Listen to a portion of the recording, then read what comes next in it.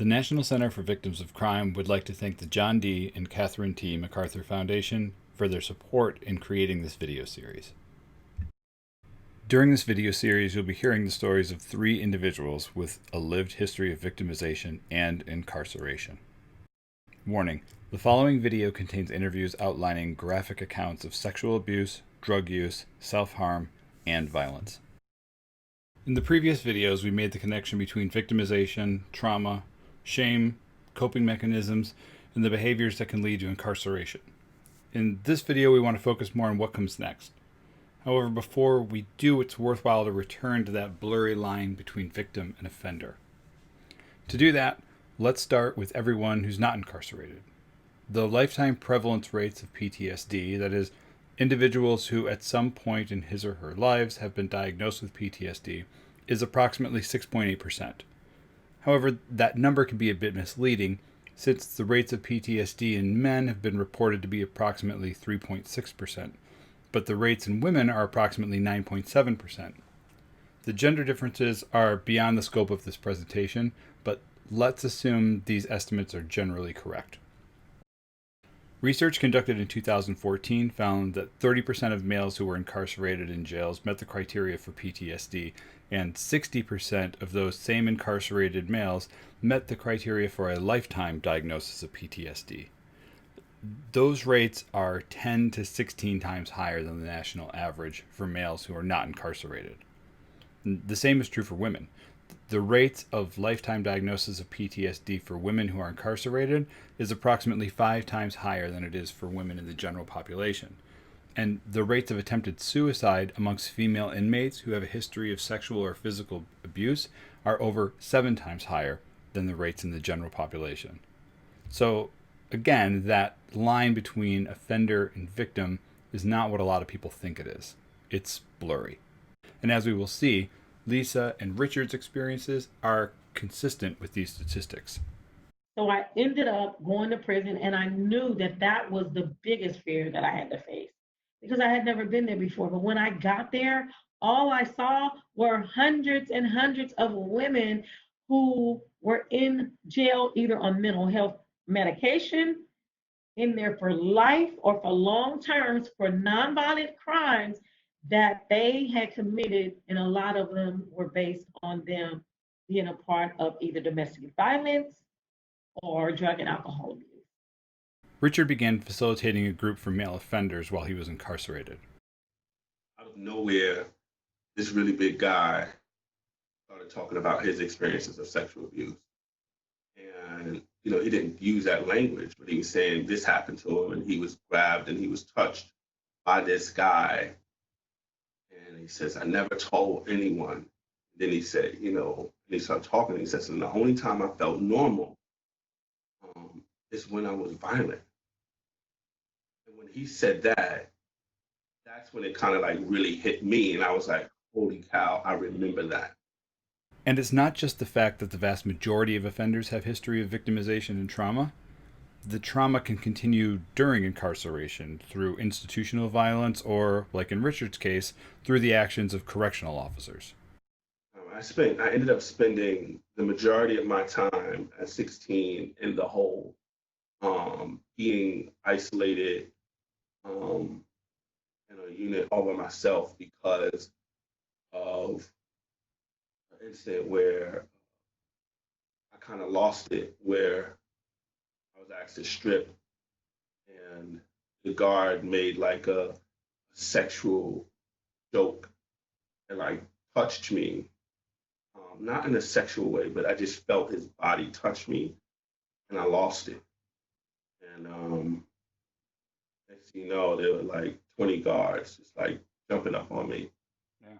And the rest of my time was spent in in isolation. And the hits keep coming. Richard was supposed to get a visit from a girl. His cellmate got a visit, but he did not. And from his cell, he could see it all happening. We were looking out there, looking out out the window to the visiting room, and seeing that she didn't show up, and him being called. I think it was just like it. I was just like, this is it. Why do I even need to do this? And I went back to my cell and I opened up a razor, shaving razor, and I slit both of my wrists. I remember saying to myself, like, I don't want to live anymore, right? If this is going to be my life, the abuse that I experienced early on, because, sexual abuse was one of the experiences of abuse, but like there was constant violence in my home, there was constant fighting, constant substance abuse. Um, and then the streets was just like violence and aggression. And then prison was violence and aggression. And I felt like I was just trying to survive, and no one understood, understood that. They just saw me as something being wrong with me, and then I just didn't want to do it anymore. David and his brother, at the request of their mother, write their mother a letter outlining the physical, sexual, and emotional abuse they endured. They get a reply, just not what they expected. It's a letter saying that our mom had died of a massive heart attack on July 15th. And so here I am just looking at this, and she had written me a whole letter, but she was in the middle of my brother's letter when she passed away. She had the massive heart attack. So this was very hard, for us to take because we were asking ourselves, did us writing this letter cause our mom to have this heart attack?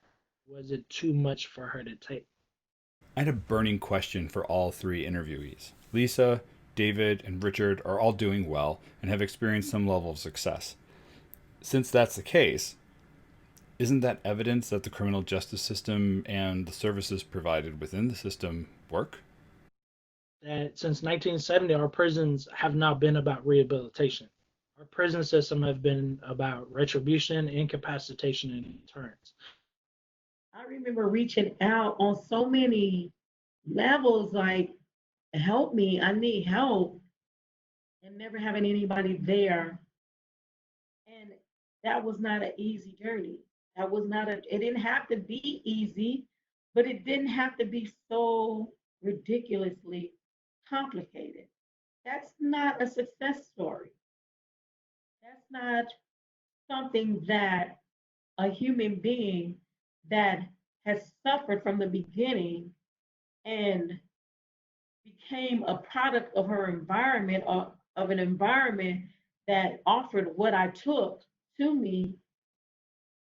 Just because I'm still here, look at all of the pain that goes along with it and all of the trauma that's been passed down to my children.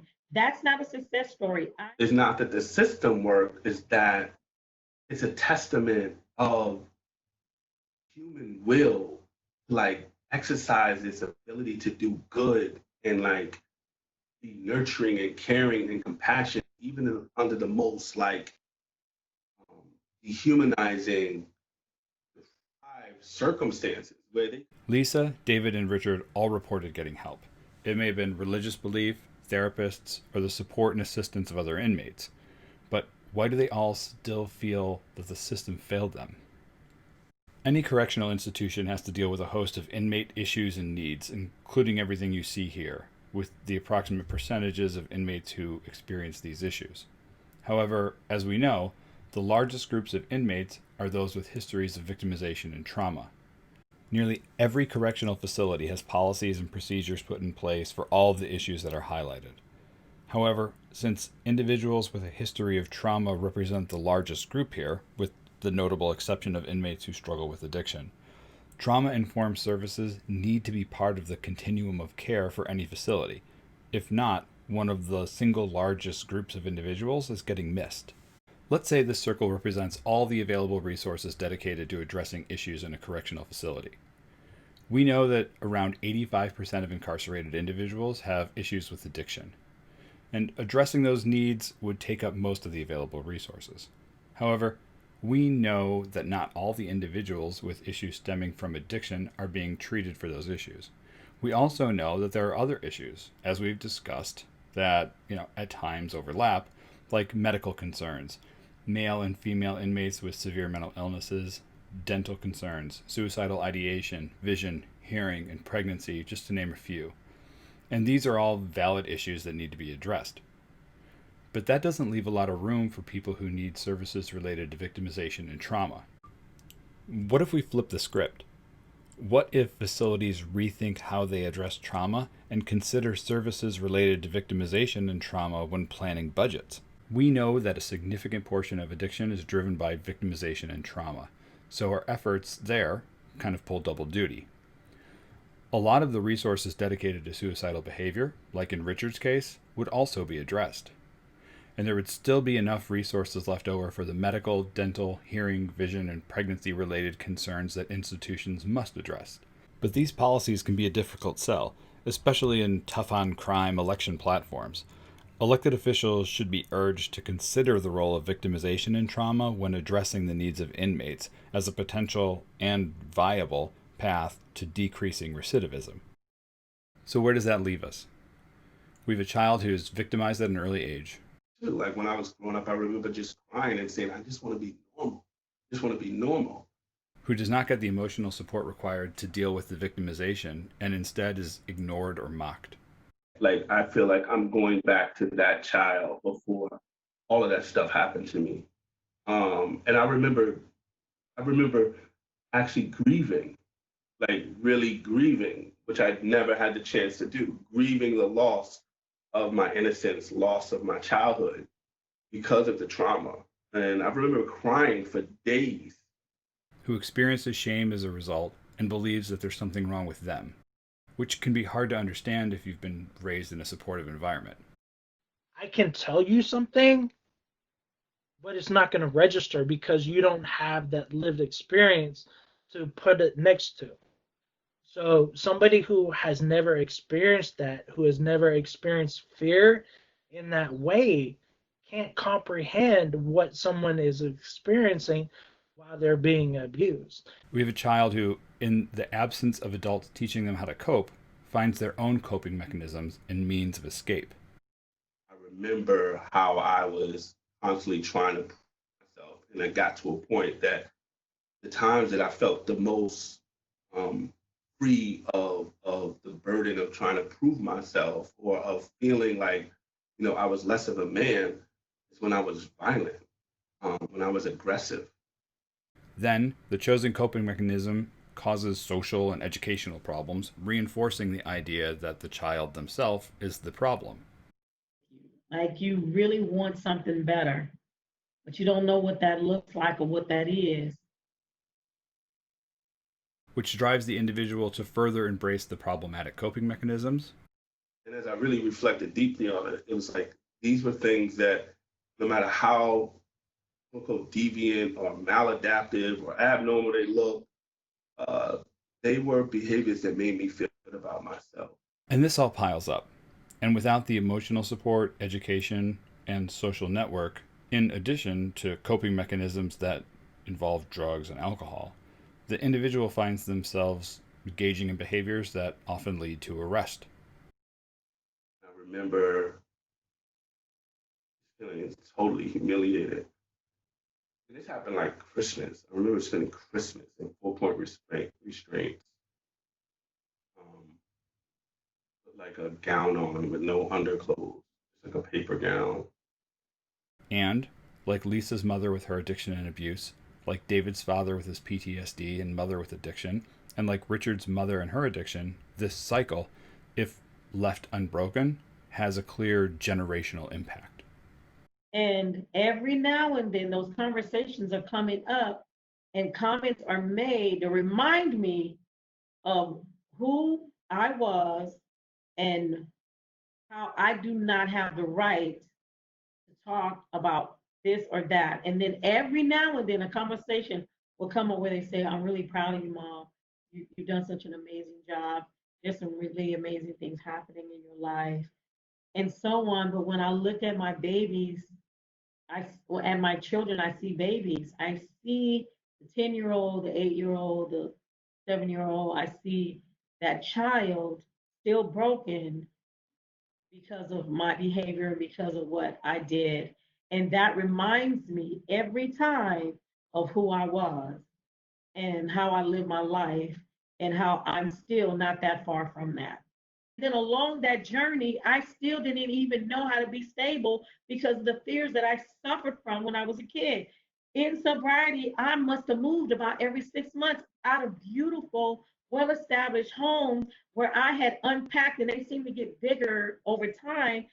And when I went to court to fight for my kids, because I knew how to look normal and talk normal, I was able to get my kids back, but they still had a mom who was afraid of what might happen from one moment to the next. So I wouldn't exactly call my life a total success.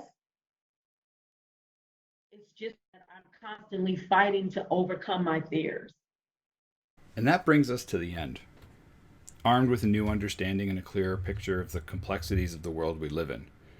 However, I sincerely hope this end is the beginning of a focus on victimization and trauma and how it affects the lives of children and adults. I want to sincerely thank Lisa, David, and Richard for their honesty, vulnerability, and willingness to share their story. And for the viewers, I want to thank you for watching. Now it's time to go change something for the better. So, where are you going to start?